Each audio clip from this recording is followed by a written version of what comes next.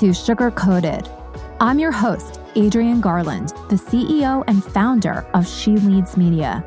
For far too long, women have been conditioned to sugarcoat their words, their actions, and the way they show up in the world, and to conform to certain cultural norms and ideals. This is inherently designed to keep those who are outside of the norm from gaining power, prestige, wealth, and influence, preventing more women from being recognized and respected as the powerful leaders that we truly are. Join me each week as we dive into raw conversations with remarkable, uncompromising, and inspirational women that will encourage you to strip away your sugarcoating and move boldly in the direction of your magnificent dreams. Hi, everybody. This is Adrienne Garland, and welcome to Sugar Coated. Today, I will be speaking with Yuri Sue, and it is her second appearance on the Sugar Coated podcast. And the reason that I wanted to do this as we dive into 2023 is that Yuri has been on a journey through a program called Remote Year. And she shares a lot about what her journey has meant to her, what she has learned over 2022, and what she hopes to achieve and accomplish and sort of bring into her life in 2023. So I just thought that this would be an excellent episode to kick off 2023, and I hope that you enjoy it. Listen in. Hello, everybody, and welcome back to Sugar Coated. I am thrilled to be welcoming back Yuri Sue. And the reason that we are welcoming her back to the Sugar Coated podcast today is because Yuri is on a journey of sorts. She is in her fourth month of a program that she joined called Remote Year. And we wanted to bring Yuri back on because I have been following her around, living vicariously through her on her different adventures and in different countries through this program that she's in called Remote Year. So Yuri is in her fourth month of the program. So she's 1/3 of the way through. And we wanted to get back on and kind of explore some of the things that she has learned about the world and about herself on this journey. So welcome back. And actually, Yuri, I think you're the only one so far that has been welcome back. So you are unique in that way, and in a lot of ways as well. But you are coming back to give us a little insight on what it's like and what you have experienced so far and what you hope to experience going forward. So let's just kind of dive in. Where are you right now? Hi, Adrienne. It is a pleasure to be back. I am so excited. To answer your question, currently I am in Cape Town, South Africa. Beautiful. Yes. And you would never know, right? Because it looks like we are in the same spot with our white brick walls and our gray walls behind us. So you literally could be in the room next to me, which would be fun.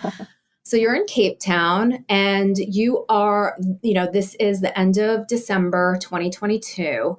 So in a lot of ways, you're wrapping up this incredible year that you've had as a digital nomad, first on your own and now as part of this program. So you're sort of at the end of something, but you're sort of in the middle, right, of something else. Yes. So just practically, so from Cape Town, you go where next? Yes. So next we head out to Asia. So we'll start in Vietnam in January. We'll be in Thailand in February, Indonesia and Bali in March, then Osaka, Japan. And that will be a 4-month journey in Asia. Wow. That's a dream. That is a dream come true. Yeah, it's pretty incredible. So we begun in Europe and now we're in Africa. So I guess the 12-month journey begun in Split, Croatia, then Valencia, Spain, Lisbon, Portugal, then Cape Town, South Africa, then the next 4 I just mentioned. After that, we'll be in Lima, Peru, which is incredibly surreal because that is actually my hometown. So that's going to be pretty wild to be there with the group, as well as see my childhood friends and even family that I have there. Then we go to Florianopolis, Brazil, and then Medellin, Colombia, and then Mexico City, Mexico, to end off a 12-month journey. Oh my goodness. Oh my goodness. So far, right? You're very much in the beginning stages of this, and you have so much more to go. What has been the thing that you have, I guess, realized in these last couple of months? And that could be about yourself, about the world, about people, anything. Yeah, that's definitely a big question. One of the biggest things I have learned is how many triggers I have. Interestingly enough, traveling so much and being exposed to so many people in different cultures, different environments, and not having the comfort of home or routines, I definitely realize how many things can make me uncomfortable and how many things can like tip me off my balance points. So yes, traveling is incredible and I'm doing an incredible journey, but it hasn't been easy along the way. And there's been so much growth and learning. And I believe that all growth stems from some sort of discomfort. And that has helped me realize how many things can trigger me, which has been really interesting. Yeah. So in the spirit of sugar-coated, let's dive into that a little bit. Sure. So, right, because I think when people hear about other people's, real experiences and what are the things that trigger them, sometimes they might not feel as, alone or as much like, oh God, I'm a jerk, right? So, as much as you feel comfortable sharing, what are some of those things that have triggered you? Yeah, so off the bat, I realized that I'm a lot more introverted than I thought I was. I think the pandemic, for many of us, gave us a lot of time with ourselves. And that made me really used to having a lot of time to myself. So now being immersed with all these people, all these activities, your calendar blowing up with invitations and learning when to say no and dealing with FOMO, the fear of missing out, and recognizing that I need my alone time. I need to recharge. And it's okay to say no. One of the things that they told us really early on, probably on our first day, was to embrace JOMO, which is the joy of missing out. It's interesting. Yeah, so that's been a new concept that I've had to learn to embrace, is that it's okay if I miss out on some things. I'd much rather spend the time to recharge and then come back into the group when my cup is full, instead of depleting myself just to experience something, because there's an overwhelming amount of things to do in this journey. And it's a really interesting challenge because it's hard to relate to others. I've traveled for, quite a bit. So I have experienced that, but I haven't traveled quite like this, where there's just a buffet of things to do. And it's really a marathon. It's a 12-month journey. And I have found myself, burning out or, just stretching myself too thin. So just recognizing that I have an introverted side of me, and that's okay. So that has helped me accept myself better. Yeah. And was that something about yourself that you didn't know? Because, I just knowing you, I felt like you knew that you were somewhat of an introvert. Did this just kind of solidify that for you? Yeah, I think after the pandemic, I traveled, but I did solo travels. So this is more of a group dynamic and environment. And I do love that aspect, but I quickly realized that it trained me more than it had before. So I think I always had an introverted side of me, but this just really reflected that to me. Yeah. It's so interesting. You probably won't think this about me, but I too am introverted. And I was very much, growing up, even though I always wanted to be around friends and all of that, I was I think, more comfortable in situations where it was, me and my friends or me and two friends or something like that, the small group.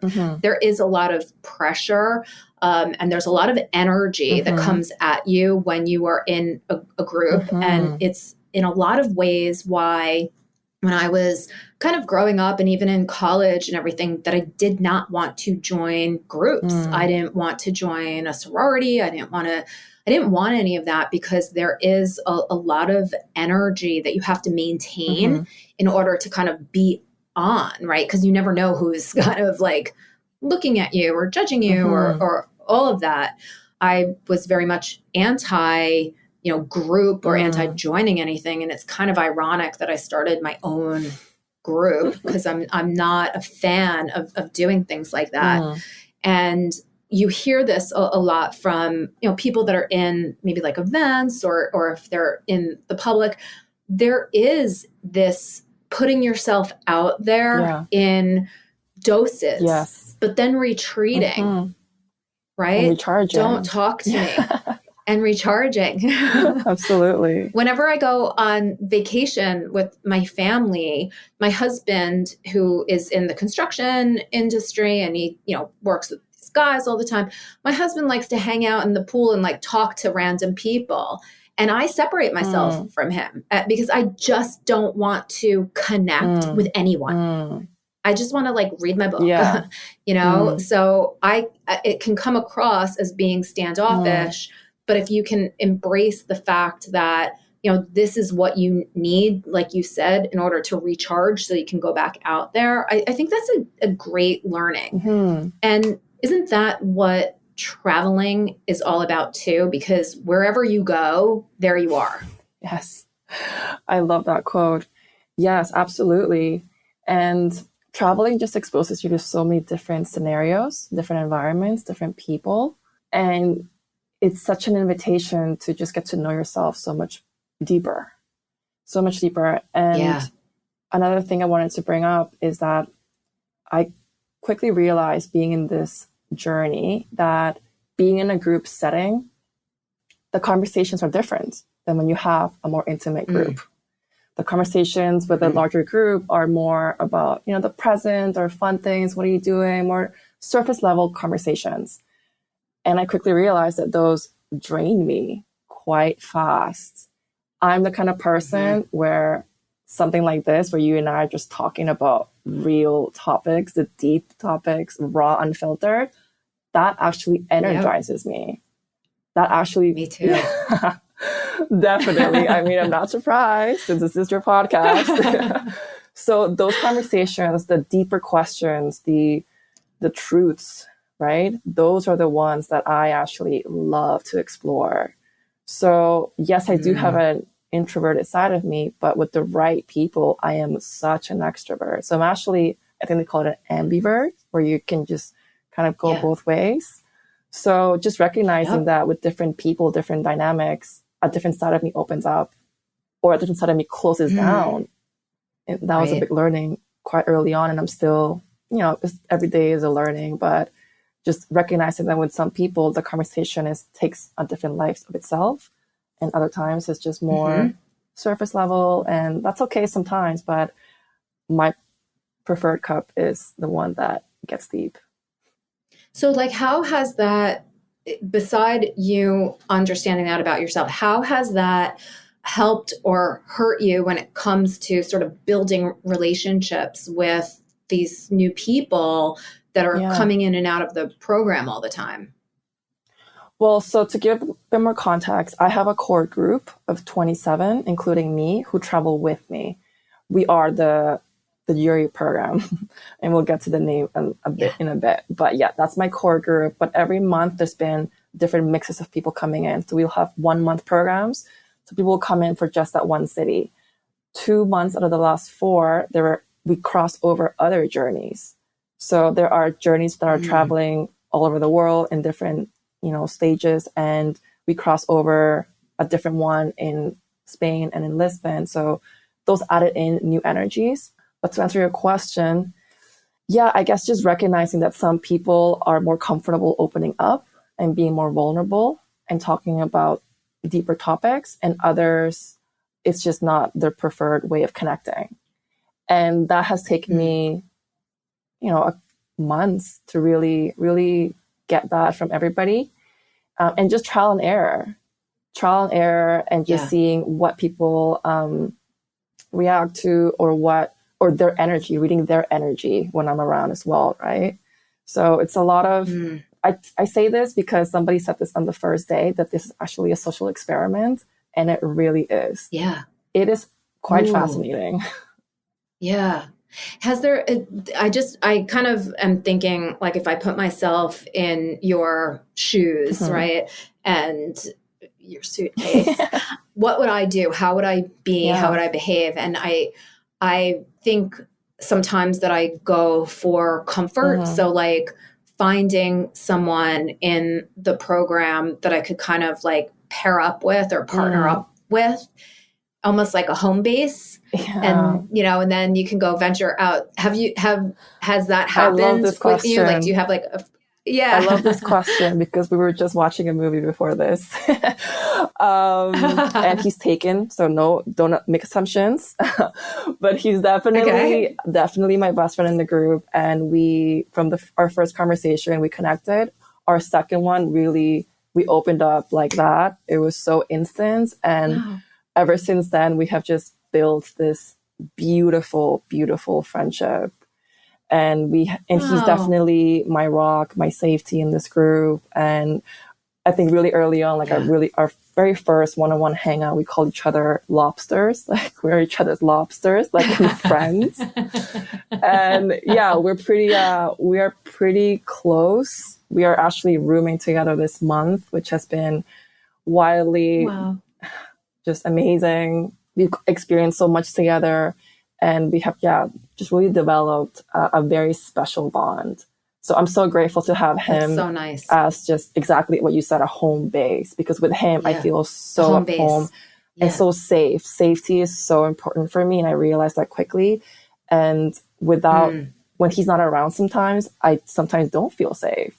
So I definitely see how my energy is different. But when he's there, it's like, okay, he's got me. And he's had me in many ways. So I definitely appreciate him a lot. That is so amazing. And I could see myself needing that as well, but also being able to kind of like venture out and do things and then, coming back and saying, oh, this is what I did today. Right. I just love that. I do think like even in the corporate world, I always sort of had my, my business my business BFFs, no matter what. And I think that that's so important. And I think just from like a social perspective. Now, my question to you too is you on this, it's not like you're flitting around the world, you're working too. Absolutely. So you're having to balance this working and paying for this experience that you're on, in addition to exploring who you are, exploring these different cities, absorbing everything. You don't want to be in this beautiful place and just working the whole entire time. So how are you kind of balancing that? Yeah, thank you for that question. Definitely, it is a challenge because like I said, you have a buffet of things to do, people to talk to, things to see. And I have commitments. I have commitments to my clients, personal goals and such. So just being diligent about my goals, using my calendar a lot, blocking out time for things that are important to me, which is definitely a challenge. But what I will say is that Remote Year, the way that they structure their programs is that they always give you a co-working space, which you can access 24/7 with reliable Wi-Fi. So you always have a place that you can quietly get some work done. And I really enjoy that aspect. For example, in our co-working space here, we have a great space it feels like a startup office, like really fun, just really fun energy on top of a market by the water. Like it is beautiful. And funny enough, from the view of the co-working space, I can see the mountains and boats and the PwC building in Cape Town. Oh my God. So that was quite an experience. But to answer your question, having that really helps stay focused and disciplined, and also knowing that not everybody, but most people on the program have jobs, have commitments, have their 9-to-5s or their own businesses. Then you're not alone. You're not the only one who has to work. You see other people who are grinding and getting their work done, and it encourages you to do yours as well. And I guess obviously funding the program, that is a responsibility that we all have. But I think just the fact that I'm not alone in this journey is a huge thing for me. Now, do they help? Just a question about the program. Do they do any type of like classes or workshops that help with business building? So it's not all just travel, culture, fun, right? You have to work. It makes it possible almost to do the program. So what kind of support and resources do they provide? It's a bit limited, I will say. So we do have some, activities where we introduce ourselves and we share what skills we have and what we want to learn. But the next step beyond that is on you. They don't really host workshops or skill shares, but that's a great idea. I think that's actually something that Familiar is missing, which I love. I love skill sharing and workshops, but they really leave that up to us. They leave that up to the participants to do and to kind of like create on our own. Figure it out essentially. Yeah. So that hasn't quite happened in our program, but you have just definitely planted a seed in me. So next time we check in, we'll see what I have done with that. Yeah, maybe you can pilot a program or something, or even start like your own little cohort within the cohort, Definitely. That would be very cool. So what's like one of the, let's do a happy moment, scary moment thing, right? So like what was one of your like happiest, most free moments from, when you started to sitting here right now today? Happiest free. The one that comes to mind is one that happened, I guess, 4 days ago on Christmas. It was a very different Christmas for all of us. We were all here together, obviously without our families or home. And someone from our group, God bless her, she organized an Olympics, a beer Olympics. But you didn't have to drink. You did not have to drink. But she really, Sam went all out for this. And a bunch of us, there were 7 teams, I think, 4 in each team, 28 of us, all picked a country that we represented from our journey. We all dressed up in those country colors. And we had a whole 10 activity Olympics kind of game. And it was so nice to spend Christmas in this way with this new family I've created and here. And there was a real camaraderie and just laughing. And I felt a lot of love in that event. I could see all the friendships, like really deep friendships. And it's really special to now be 4 months into this journey and to have this, in a way we are a family.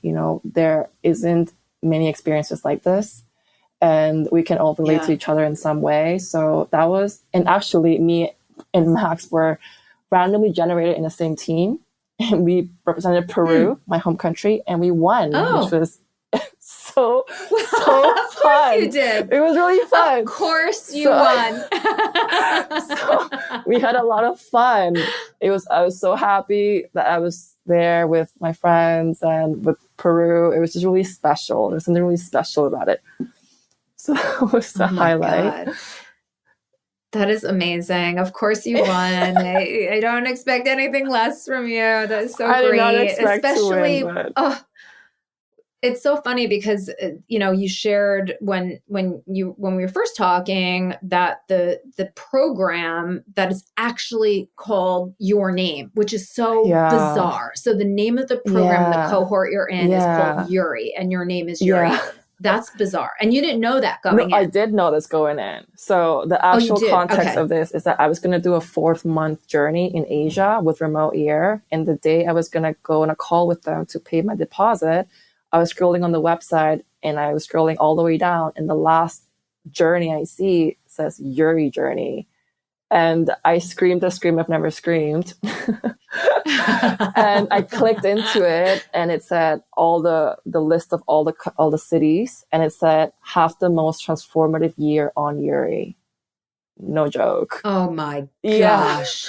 So, if that ain't a sign. I mean, and it's hilarious because obviously people know of me, right? In some way, like when I first met the group, people were, oh, you're Yuri. Oh, okay. Like that's because, I mean, it's quite a story. Yeah.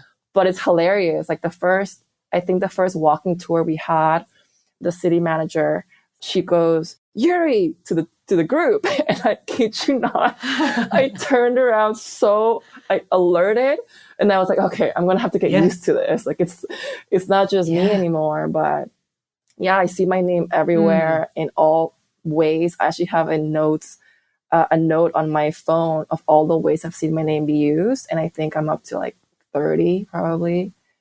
Wow. And it's really funny. Yeah, it's a story I will never fully believe, but yet it is my life right now, which is quite crazy. It's so interesting too, because I like it that you're keeping track of all the different ways that Yuri is being showcased, because it can, parallel your life, right? We're not just one thing. Wow, that is very profound. Yes.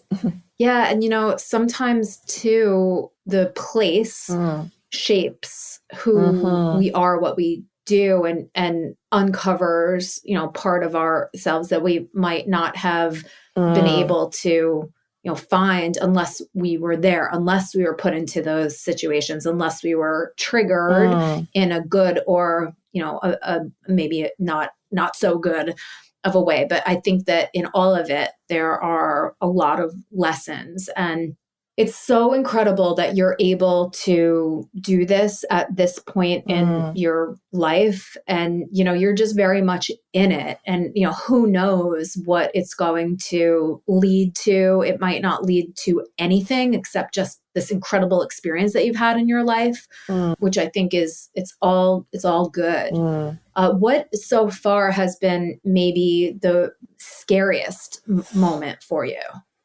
I wouldn't call it scary. I'll call it dark.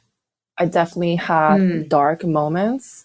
Probably about a month and a half ago, I would say our last month was in Lisbon, and I just didn't connect with Lisbon. And I definitely recognized that I need some specific elements to really feel alive. Like the sun is really important for me. And where we were staying was just a small place without any sunlight. It rained a lot. The area just wasn't an area that you really thrive in. And that really took an effect on my mental health, I will say. And I was also going through a lot of personal struggles. I was feeling disconnected with the group, and that I kind of spiraled. So I questioned a lot, if not everything. Yeah. And when you're away from home, you're on your own, right? And it was a time too where I was traveling quite a lot within the travels. So that was really difficult on my body, on my mind, on my spirits, and not having the people in my group that I could really open up to about the dark things was challenging. So that was really difficult, I will say. But at the same time, it allowed me to really ask myself what I can learn from that experience, who I want to be from that, and really grow from it. There's a lot of discomfort there, but also a lot of growth. And I'm happy to say that I'm out of that dark phase. I feel so much more alive, and that I have really up-leveled in many ways. Most importantly, my mindset. And like, what does that mean? Okay. Yeah, like, what does that mean? Yeah, because we use words sometimes like even, dark, growth, and it's, what are you talking about? That's a great question. What am I really talking about? I think if I were to distill it to the core essence of it, is the power of the thoughts, the power of my thoughts, and what am I really focusing on? Am I focusing on what I don't have? Am I focusing on what I wish I had, the past, what's bringing me down? Am I giving attention to those endless thoughts that will honestly never stop, that will always fill you with doubt, with regret, with anxiety?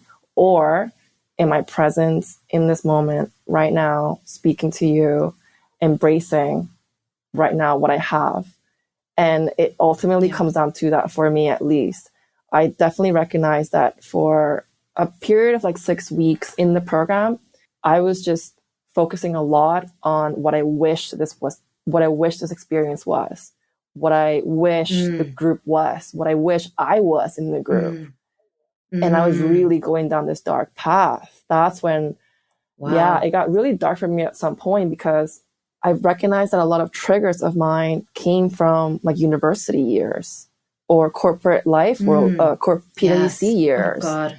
And then I'm really critical of myself. So I judge myself, like, why am I still thinking about this? How am I not over this? I know. Why am I reminiscing on this that happened 10 years ago?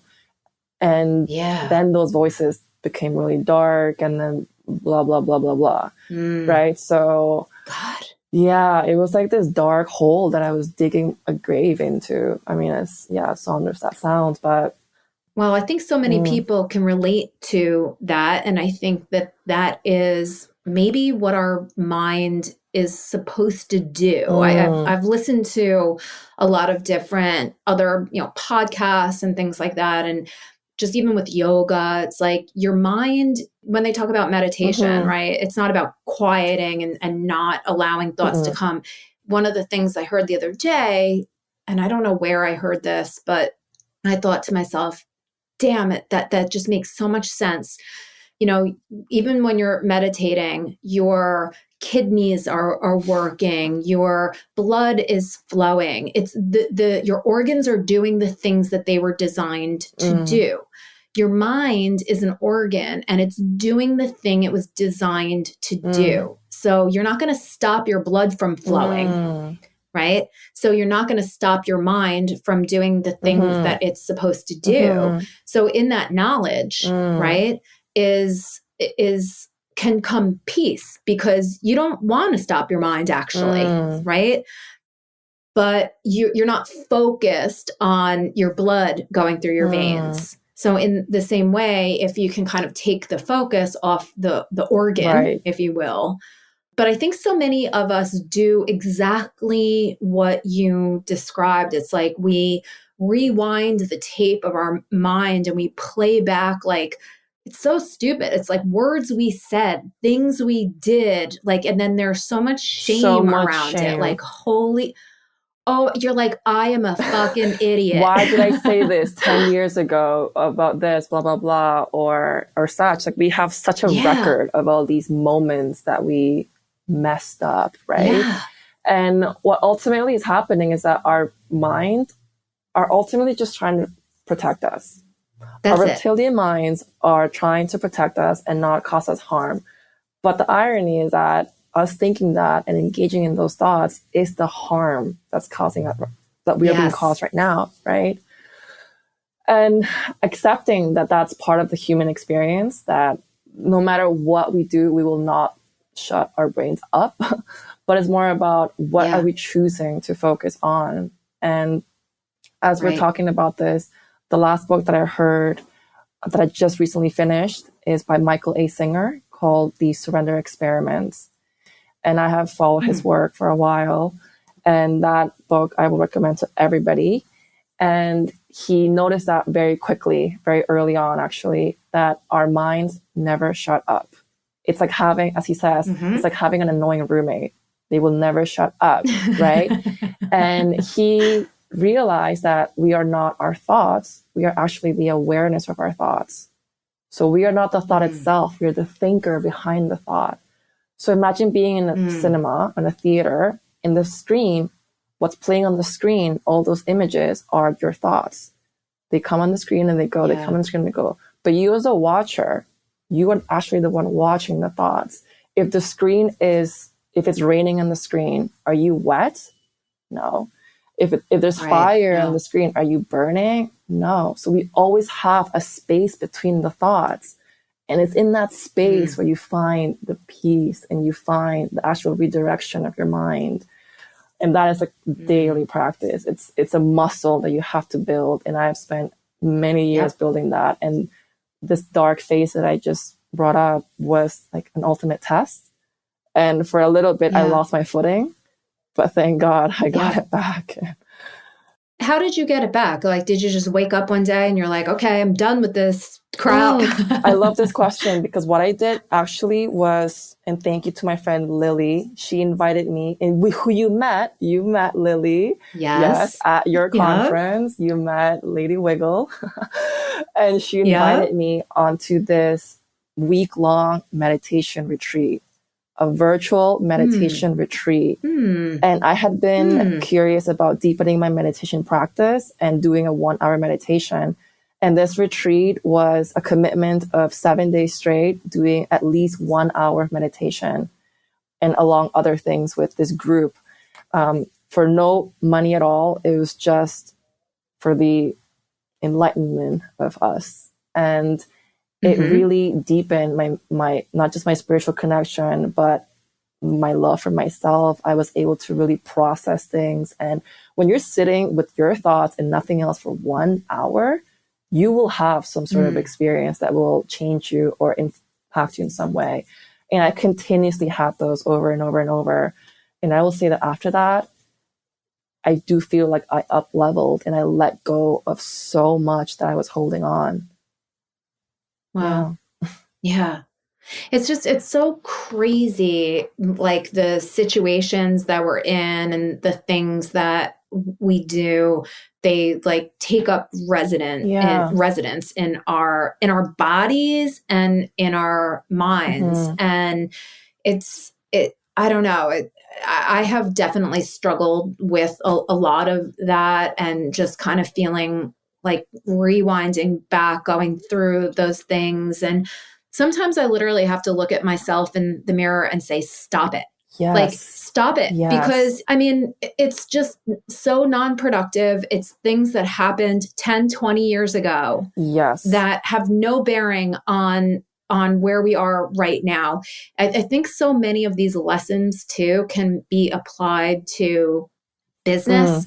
You know, there's a lot of people that listen to this podcast that are, you know, entrepreneurs. And I always say that it's like, as entrepreneurs, we bring ourselves into our business. 100%. There's no getting away. There's no getting away. So when I teach at NYU, the first thing that I have the students do is I have them do this exercise about like who they are. And they are, you know, they're little like, what is this, a psychology class? And the reason I have them do it is because I say who you are shows up in your business. And if you don't know who you are, you're going to sabotage yourself. There's going to be things that come up that are going to prevent you from achieving your goals, right? So you have to get to know yourself. And sometimes, you know, that's really, really difficult to do because sometimes we don't want to look, you know, we don't want to see, but there's this, I don't know, there's this balance too, right? We need to see it so that we can let it go. If when we push it down and say, forget it, like who cares? It was 10 years ago. No, absolutely. Right? That comes right back up and slaps you in the face. Oh, so hard. Like if you don't, first of all, if you don't accept what happened, it will just keep coming back. The second thing is that if you shame yourself, judge yourself, it's almost adding fuel to the fire. So one thing I actually started doing is if something triggers me and it's an uncomfortable feeling, I will sit with it and feel it into my body, because our body does keep the score. There is no healing that does not involve the body, truly. And if the pain, the discomfort wants to get bigger, I allow it. Okay, it's going to get bigger. It's going to feel uncomfortable. But once you allow that, it will help the energy pass through you. It's when you resist it, when you judge it and you shame it, that you're actually just bottling it up, and it's going to come back. Maybe not this time, maybe in a week, a year, 10 years.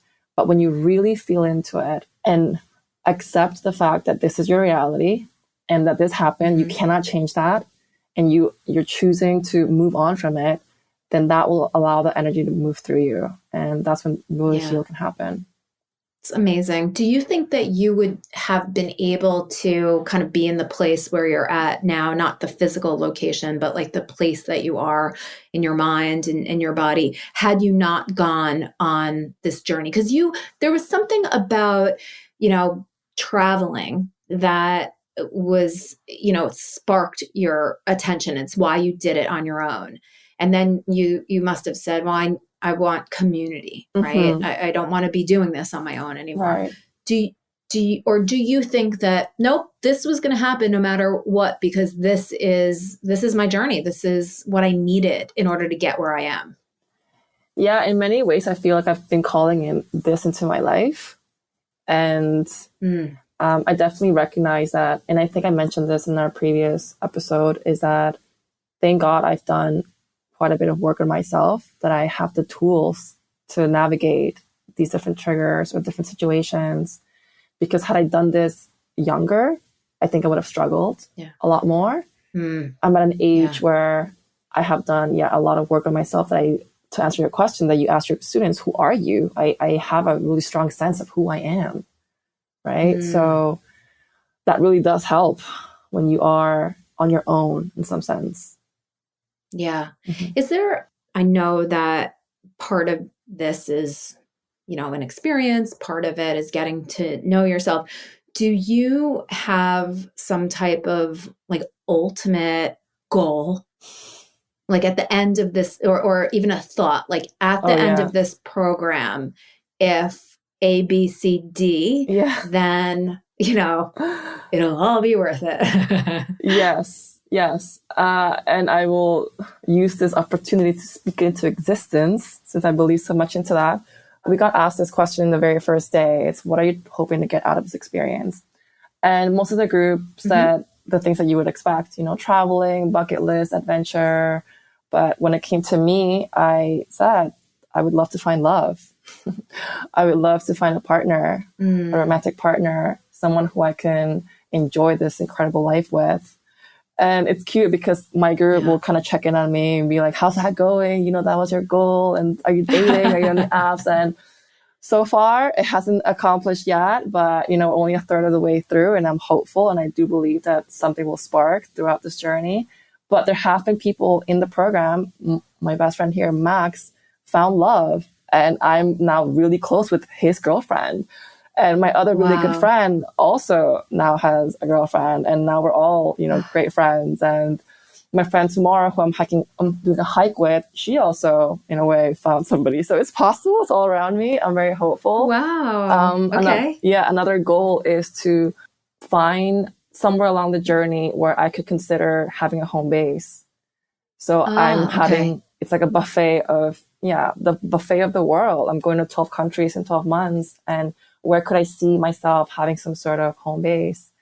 And so far, Cape Town, definitely up there for sure. Really? Yes. Cape Town and Bali, for sure. Yeah, I mean, Bali, I've been there, but Cape Town, I had heard such good things about it. And I keep saying it. I said it yesterday. This city keeps impressing me.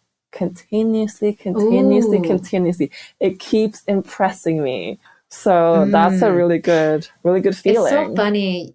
You just said it. It's so interesting. You are definitely someone that you like to be impressed. Like I can tell when there's something that you're like, oh, I didn't know that. Tell me more, right? Yeah. Like, oh, it's funny. It's almost like it's what you're searching for. Like, impress me, like challenge me, impress me, show me something different, show me something new, evoke feelings out of me. And I love that you said this. And what's coming up to my mind right now is I recently was spending some time with a new friend I made here. And we were just bonding over music, as we did the first time that we met, just really digging deep into music. And he showed me his new album, or his old album, sorry. And he named his songs words that capture feelings that we can't always express. And I just thought the idea of that was so impressive. that See? it really took me somewhere, and I love that experience. So yes, I love being Yeah. impressed. Absolutely. Gosh, yeah, that's funny. I wonder where that comes from. I wanted to like rewind pretty far back. So listen, your family, moved from Peru to Canada. So there's that in your DNA, right? Looking for the place to be. You had a pretty traditional background. It's not like you were traveling all over the world since the age of 5 or anything Mm-mm. like that. Like you went to school, did all the things, like got the job. Mm-hmm. So that whole entire time, is that what you wanted? Or were you always like, I'm doing this, but this isn't me. I need to get out? Great question. Yeah, I think early on, I felt a disconnect with where I was. Mm. So I've lived in Toronto for over 20 years. When I moved to Toronto from from Peru to Toronto, I was 9. And in my teenage years, I didn't feel that. But as I got older, I did feel like something was missing. Something was missing. Like, I'm not fully happy here. I'm not fully happy here. And then I started real traveling when I graduated university. And then I got a taste of the world. And I was like, okay, it's not here. But then I couldn't leave truly until I worked in PwC, and I couldn't leave until I got my CPA and all those things. But the whole time I had an inclination that I just wasn't home. So Yeah. the word home is loaded. It's super loaded. Like, what is home? And that's a great question for a journey like this. What is home? Yeah. Who makes you feel at home? Yeah. And that's something that I'll continuously explore. But I think I've always known that home is out there somewhere for me, and I'll have multiple homes. Like, for example, being in Bali, I have that sense of home, which is a sense that I did not have in Toronto. So it's interesting. I think it's fascinating. And I think that's why people continuously travel. To kind of find that sense. The other question is, so your friends and your family in Toronto, you probably now have friends all over the place, right? But do you even like want to keep up with people? Do you feel like, well, I should, it's an obligation. Yeah. Not that you want to lose touch with people, but do you have that pull? Like, oh, I really want to keep in touch with everybody. Well, everybody's hard, definitely. And, as you get older, you definitely lose touch with some people. Your paths just go in different ways. And that's just a natural part of life. But there's definitely core people that I will always stay in touch with. And I actually had this thought recently that that inner circle of friends, with those people, I feel at home. Yeah. Wow. Yeah. Yeah. That's a very special do they feeling. know one another, or are they like... Some do, or know of each other. Yeah. But yeah, I think I've definitely, as I've gotten older, the connections I make are very unique. And since I live many lives in a way, my friends come from all areas.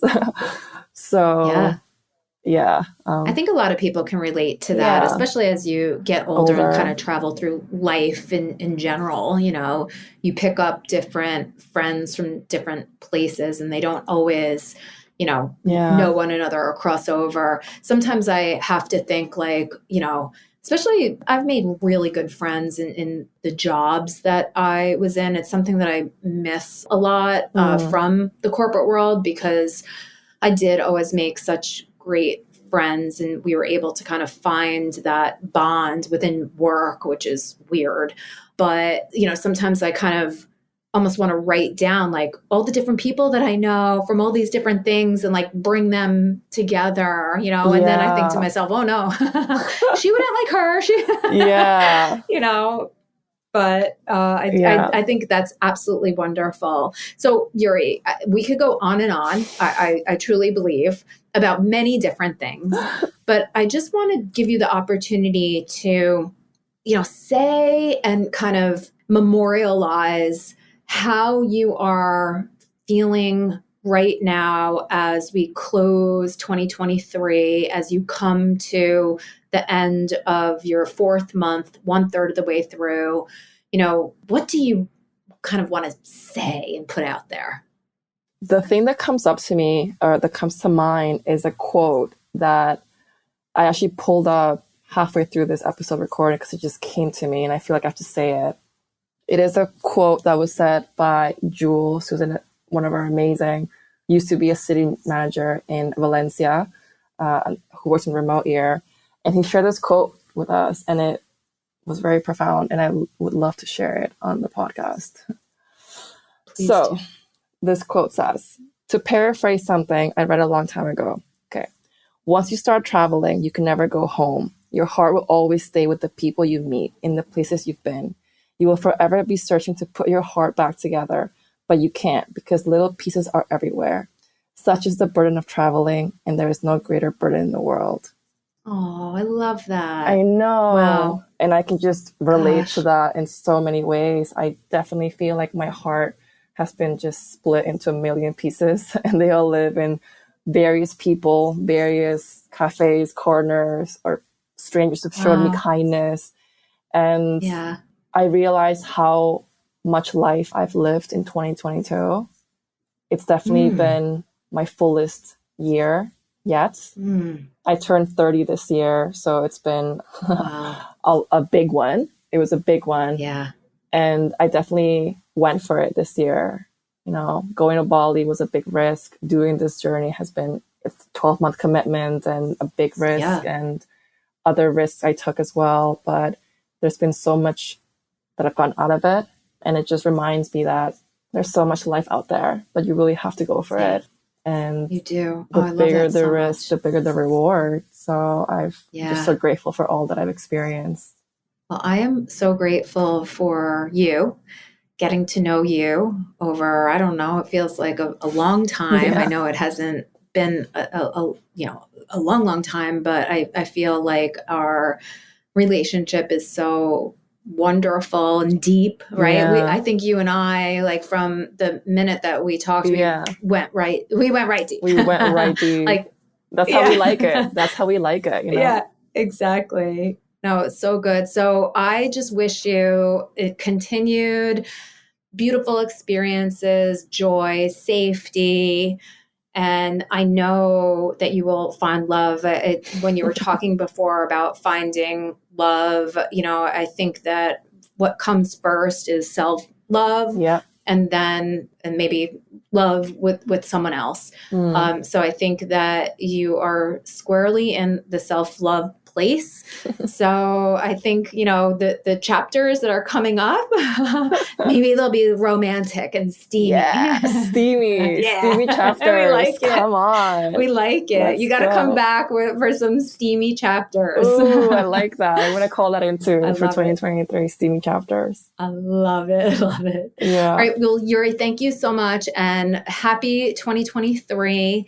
It's just been a pleasure speaking with you today. Thank you so much, Adrian. I always appreciate your time and being on this podcast again. And I can't wait to chat with you again. And best wishes for 2023. Yay.